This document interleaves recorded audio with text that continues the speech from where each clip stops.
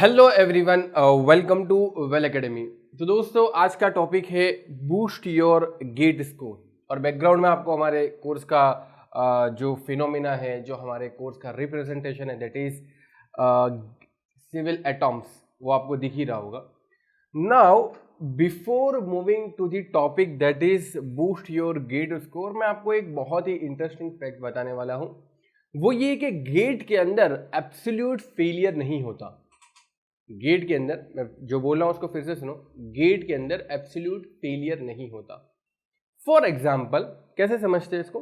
मान लो कि तुम यूपीएससी सिविल सर्विसेज एग्जामिनेशन की तैयारी कर रहे हो, तो उसके अंदर तो या तो आपका सिलेक्शन हुआ या तो नहीं हुआ। सिलेक्शन हुआ तो सक्सेस, सिलेक्शन नहीं हुआ तो फेलियर। क्लियर है? आईआईटी जेई की तैयारी कर रहे हो, आईआईटी में सिलेक्शन हुआ सक्सेस, आईआईटी में नहीं हुआ फेलियर। ठीक है, क्योंकि सभी लोगों का टारगेट वही होता है कि आईआईटी आईआईटी। आप मान लो कि किसी और गवर्नमेंट एग्जामिनेशन की तैयारी कर रहे हो, इसरो की तैयारी कर, तो इसरो के एग्जामिनेशन में बैठे, या तो आपका सिलेक्शन हुआ या तो नहीं हुआ, हुआ तो सक्सेस, नहीं हुआ तो फेलियर।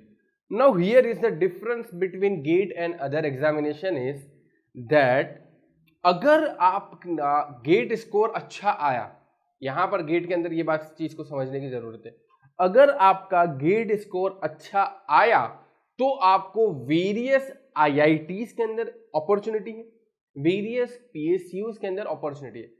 नाउ यहां पर बात खत्म नहीं होती, यहां पर एक्चुअली बात स्टार्ट होती है। वो ये कि अगर आपका बहुत अच्छा आया तो बहुत अच्छी आईआईटी, थोड़ा कम अच्छा आया तो थोड़ी कम आईआईटी, बहुत अच्छा आया तो आपको अच्छी पीएसयू, थोड़ा कम अच्छा आया तो या तो हो सकता है कि आपको लोअर पीएसयू। ठीक है, अच्छा आया तो ओएनजीसी, आईओसीएल, एचपीसीएल, नहीं अच्छा आया तो उसके जो डाउनग्रेड कैटेगरी की है, डाउनग्रेड तो नहीं बोलूंगा, मिनी रत्ना, नवरत्ना पीएसयू के अंदर होगा, महारत्ना के अंदर उनका होगा जिनका ज्यादा अच्छा स्कोर आया, या तो फिर आपका बीएआरसी वगैरह में हो जाएगा।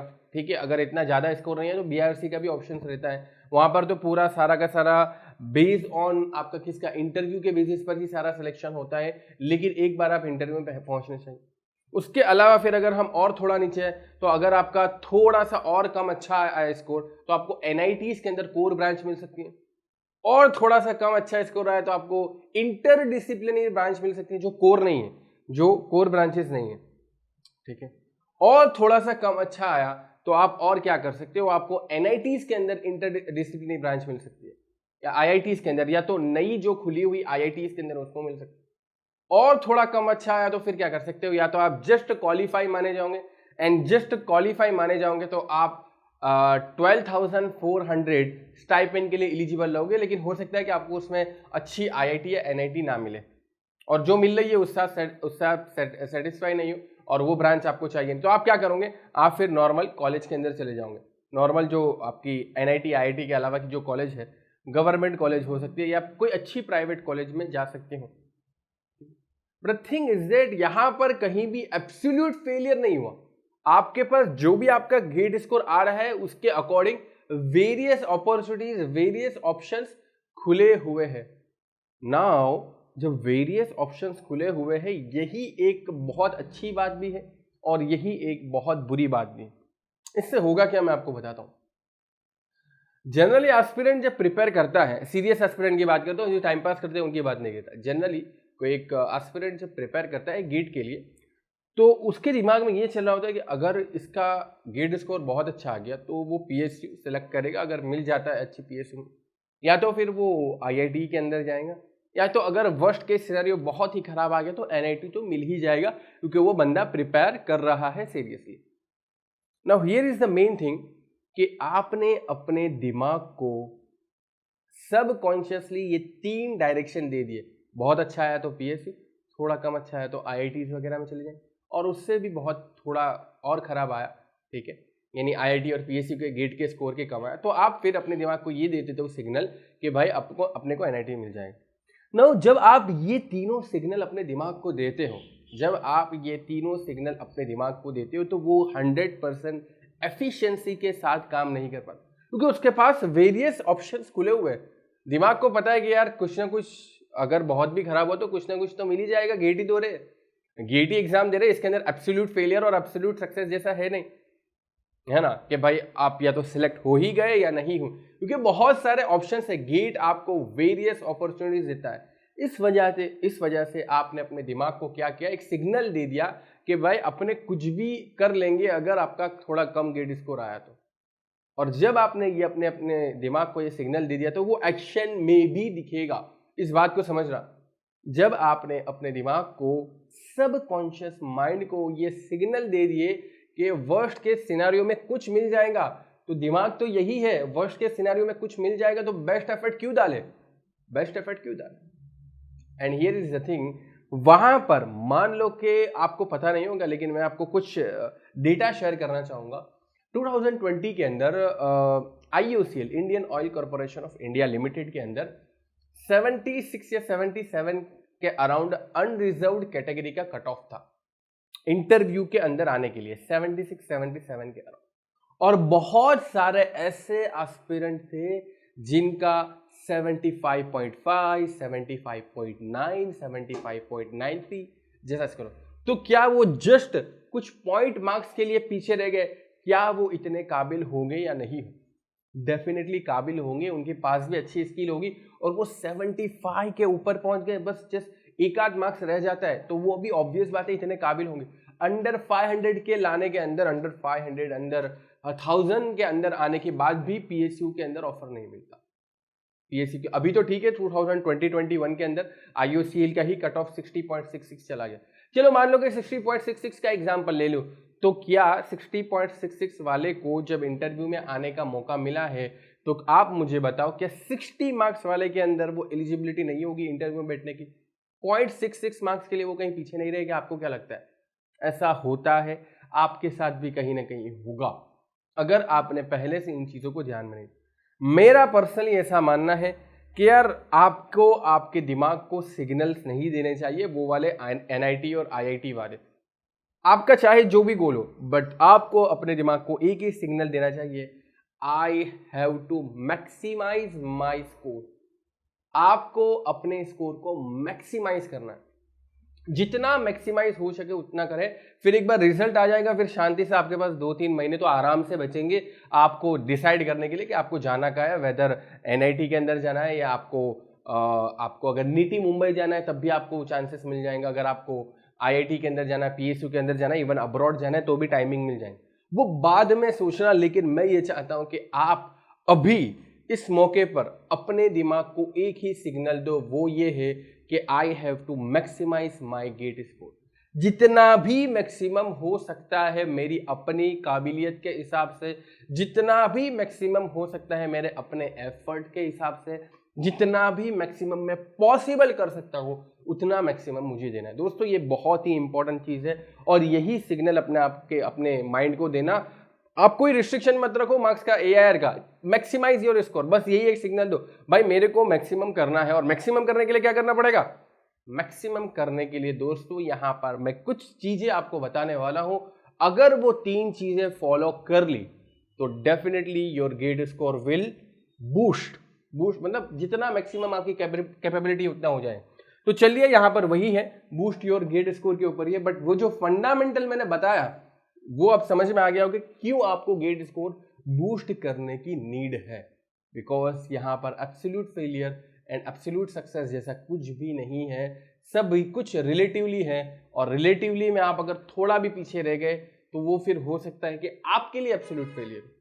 ठीक है, एक मान लो कि एक बंदा IIT के अंदर गया, मान लो कि IIT के अंदर गया, IIT के अंदर सिलेक्शन मिल गया, तो सोसाइटी को क्या लगेगा? भाई ये बंदा IIT में गया, बहुत बड़ी बात।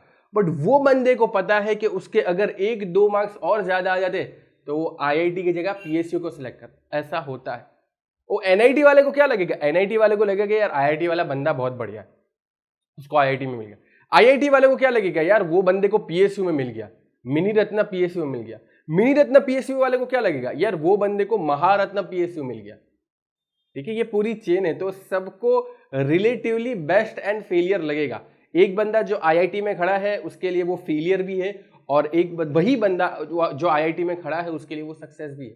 बट मैं ये चाहता हूं कि यार ये चीजें बाद में होनी चाहिए, बाद में कोई रिग्रेट ही नहीं रहना चाहिए, बाद में बस इतना हो कि आपने अपना बेस्ट दे दिया है, बस यही मैं चाहता हूं कि आपको एग्जाम देने के बाद कोई भी रिग्रेट नहीं रहना चाहिए कि यार आप और 2-3 मार्क्स बूस्ट कर सकते थे, या और अपना गेम और अपना जो गेट का स्कोर है उसको क्या कर सकते थे, इंप्रूव कर सकते थे। ये रिग्रेट नहीं रहना चाहिए। इसलिए यहां पर मैं आपको 3 स्टेप बताने वाला हूं।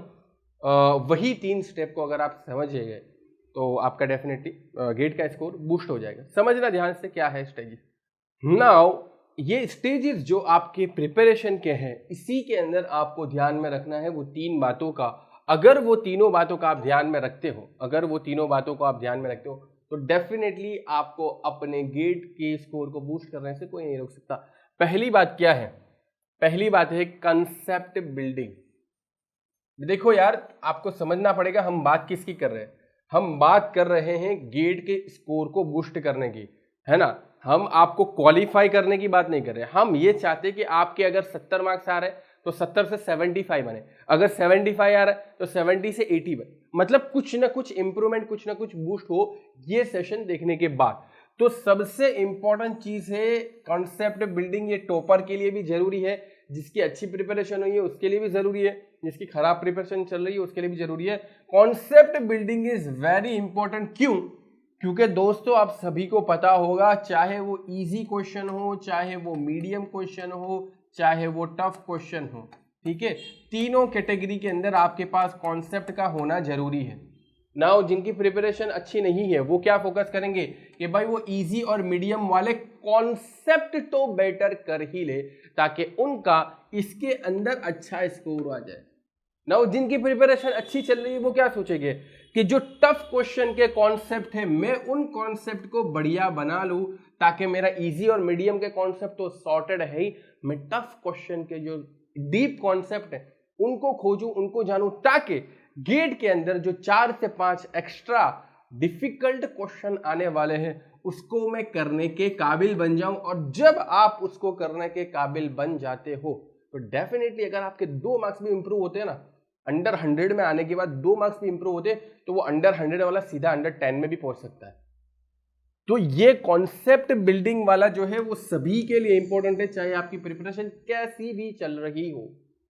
जिनकी थोड़ी बेटर चल रही है उनको ये ध्यान रखना है कि ओवर कॉन्फिडेंस मत होना, ठीक है। ये वाले तो बेचारे मेहनत करेंगे निजी मुंडी की तरह, ठीक है, नीचे सर रखते हुए वो मेहनत करेंगे इजी और मीडियम के लिए कि भाई अपने को तो क्वालिफाई करना है, अपने को 60-70 मार्क्स लाने हैं।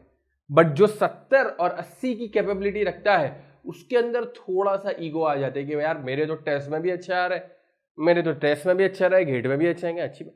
But the thing is that आपको उस वक्त ईगो को साइड पे रखना है और आपको मेहनत करने के ऊपर फोकस करना है कि यार टफ क्वेश्चन के कॉन्सेप्ट में और सीखूं और डीप में जाऊं, मेरा ये इजी और मीडियम वाला पोर्शन सॉर्टेड है, मुझे इसके ऊपर इंप्रूव करना है। मैं अंडर 100 के लिए काबिल बन चुका हूं, मुझे अंडर 10 के अंदर आना है। और जो अंडर 1000 वाले के काबिल बन चुके हैं उनको अंडर 500 आना है, अंडर 500 वालों को अंडर 100 है। यही पूरी सीक्वेंस है, क्योंकि there is no absolute failure in this GATE. तो सबसे पहला सभी लोग किसके ऊपर फोकस करेंगे? कॉन्सेप्ट बिल्डिंग के ऊपर फोकस करेंगे। Now next thing is practicing. दोस्तों आप कितना भी कॉन्सेप्ट बिल्ड कर लो, concept building is very important. वो एक तरीके से फाउंडेशन है, वो एक तरीके से बेस है। आपने बेस बना लिया, बेस के ऊपर क्या आएगा यार? कॉलम आएगी। बिल्डिंग का एग्जांपल ले रहा हूं, ठीक है। फाउंडेशन बना लिया, फिर आपके पास कॉलम, स्लैब, बीम, सारी चीजें आएंगी। तो वही बात है कि कॉन्सेप्ट आपको फाउंडेशन देता है, वो आपको एंड रिजल्ट नहीं दे पाता। कॉन्सेप्ट आपको एंड रिजल्ट नहीं देगा, कॉन्सेप्ट आपको फाउंडेशन देगा। अब वो फाउंडेशन के ऊपर मेहनत करनी, यानी कि कॉन्सेप्ट बिल्डिंग के बाद दोस्तों वही कॉन्सेप्ट की प्रैक्टिस करनी है। Now how to do a practice?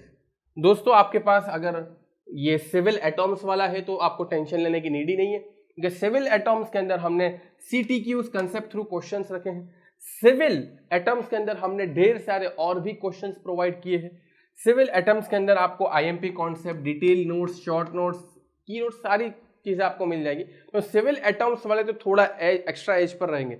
मान लो कि आपके पास सिविल एटम्स नहीं है, जो कि काफी अफोर्डेबल प्राइस पर है, अगर आपको लेना हो तो ले सकते हैं, नहीं है तो कोई बात नहीं, प्रैक्टिस आप कर सकते हो। आपके पास जो भी सोर्स अवेलेबल है, जो भी सोर्स अवेलेबल है, चाहे वो रेफरेंस बुक वाला हो, चाहे वो आपके पास कोचिंग की नोट्स वाला हो, चाहे वो आपके पास टेस्ट सीरीज का क्वेश्चन हो, चाहे वो आपके पास और कोई CTQs हो, जो भी आपके पास मटेरियल अवेलेबल है, जो भी सोर्सेस आपके पास अवेलेबल है, उसके अंदर से क्वेश्चन करो। जितने ज्यादा क्वेश्चन न्यूमेरिकल्स हो सकते हैं, प्रॉब्लम सॉल्व कर सकते हो, करो, क्योंकि यही चांस है गेट के स्कोर को बूस्ट करने का। आपके अगर अच्छे कॉन्सेप्ट बिल्ड हो चुके हैं तो your next step is concept building जो आपने की है उसके ऊपर प्रैक्टिस करना, मतलब क्या, न्यूमेरिकल सॉल्व करना। क्योंकि जब तक आप कॉन्सेप्ट को अप्लाई नहीं कर लेते, इसका मतलब यह हुआ कि आपने कॉन्सेप्ट अभी तक ठीक से समझा ही नहीं है।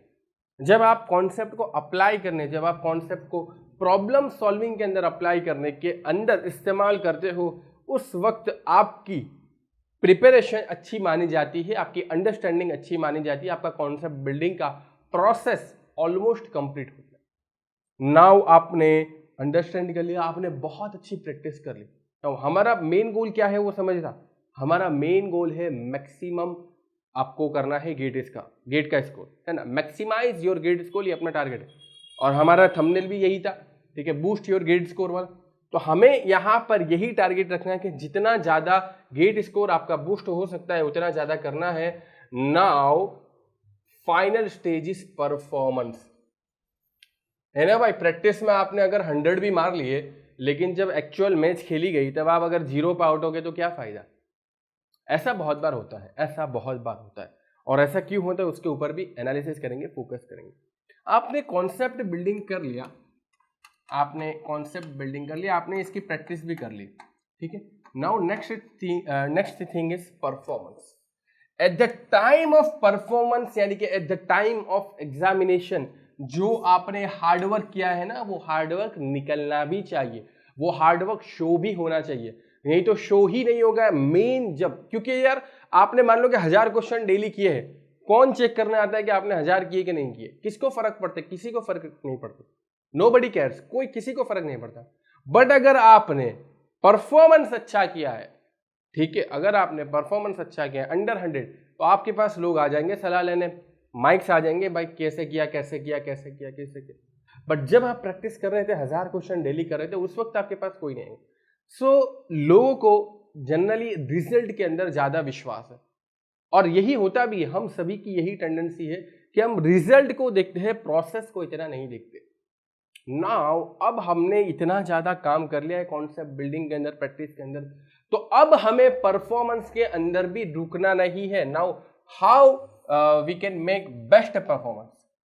बेस्ट परफॉर्मेंस कैसे करेंगे, कैसे बनाएंगे दोस्तों? सबसे बेहतरीन ये है कि यार जैसा कि हमको कोई चीज परफॉर्म करनी हो, जैसे परफॉर्म करने से क्या करते, पहले प्रैक्टिस करते, प्रैक्टिस कर ली, लेकिन प्रैक्टिस एंड परफॉर्मेंस के बीच में भी एक स्टेज आता है जिसको बोलते हैं रिहर्सल। जिसको क्या बोलते हैं? रिहर्सल। जो काम आपको पब्लिक के अंदर करना है, वही काम को रिहर्स कर लो 2-4 लोगों को बिठा के पहले, है ना। ये फंडामेंटल आर्टिस्ट लोगों का रूल है, चाहे वो कोई भी आर्टिस्ट हो, चाहे वो एक्टर हो, चाहे वो सिंगर हो, चाहे वो राइटर हो, चाहे कोई भी हो। जो काम उसको पब्लिक के अंदर करना है, वो काम को पहले क्या करेगा, वो 2-4 लोगों को या कुछ आसपास के लोगों को बिठा कर लेगा ना। यही बात है, उसी को बोलते हैं रिहर्सल। तो हमें भी परफॉर्मेंस से पहले रिहर्सल करना कैसे करेंगे, कैसे करेंगे? तो सबसे बेहतरीन रिहर्सल करने का तरीका ये है कि आपके पास टेस्ट सीरीज होनी चाहिए। एक्चुअल एग्जाम के अंदर पूरी इंडिया के लोग बैठे होंगे, टेस्ट सीरीज के अंदर भी पूरी इंडिया के जो आपके जो लोग हैं वो सारे तो नहीं बैठे होंगे, लेकिन पूरी इंडिया से कुछ ना कुछ तो लोग बैठे होंगे। पूरे इंडिया से कुछ ना कुछ बेस्ट आपके पास जो भी टेस्ट सीरीज अवेलेबल हो, अच्छी, बहुत अच्छी टेस्ट सीरीज मार्केट में अवेलेबल है अफोर्डेबल प्राइसेस के अंदर, तो वो आप ले सकते हो, वो आप ले सकते हो, ठीक है। और हम लोग भी सिविल एटम्स के अंदर भी चाहेंगे कि ये फीचर ऐड करें, ताकि सिविल एटम्स वाले जितने भी है सभी को इस परफॉर्मेंस एंड प्रैक्टिस के बीच में का स्टेज जो है रिहर्सल, उसका फायदा हो सके through test series. All India mock test, all India mock test आपको देनी है।